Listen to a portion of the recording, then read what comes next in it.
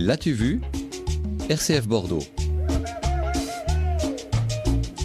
On revient sur notre histoire locale. Stéphane Binot, cofondateur du musée de l'histoire maritime de Bordeaux. Et on va parler d'Aliénor d'Aquitaine et de son rôle dans le développement du commerce maritime. Alors, est-ce qu'on parle de son rôle ou de ses rôles ?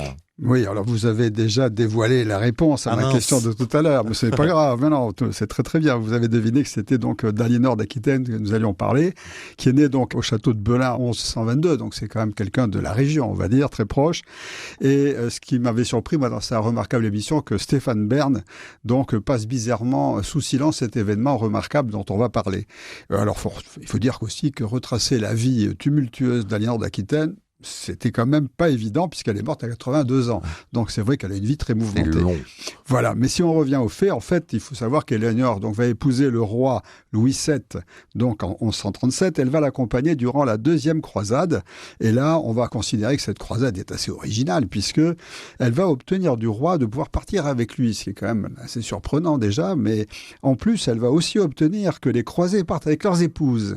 Donc ça fait quand même une sacrée cohorte, on va dire. Et en plus, elle s'attribue aussi le troubadour Geoffrey Rudel, pour égayer un peu son voyage, le prince de Blaye, voilà. Alors le problème, c'est que cette croisade ne sera pas une réussite, mais ce n'est pas l'objet de ce propos. C'est du fait de parler que Aliénor va revenir fascinée par l'Orient et d'autre part, elle va découvrir là-bas, entre autres, les lois maritimes rhodiennes et ce qui va l'inspirer. Parce qu'en fait, quand elle va revenir, de retour, elle va aller sur l'île d'Oléron à des fins de justice parce qu'il y a beaucoup de pilleurs d'épaves qui s'y multiplient.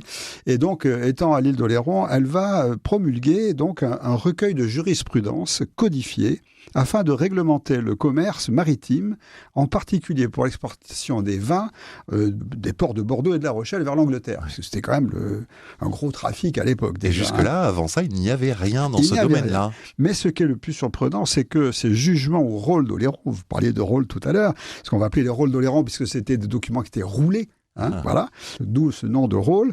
Elle va donc y établir aussi les fondements légaux d'une protection sociale et codifier des règles fondamentales en matière de sécurité dans les ports et sur les navires. C'est quand même incroyable de penser que, effectivement, ce code maritime qui va être rédigé en gascon et en anglais, ce qui va donner après des débats très importants, qui est à l'origine de quoi, on verra, ça va porter sur 24 articles et ça va connaître un grand succès. Il va être utilisé en toute l'Europe et sera à l'origine de la loi de l'amirauté britannique, c'est pour vous dire.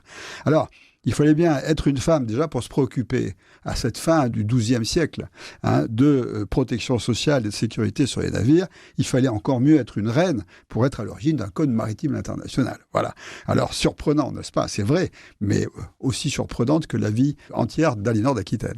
82 ans et ses rôles d'Oléron, on les découvre dans votre musée de l'histoire maritime de Bordeaux. Merci un passage de préciser. Merci. Dans votre musée y est consacré. C'est comme ça d'ailleurs que j'en ai appris leur existence. Merci Stéphane Binot. À bientôt. Merci à vous.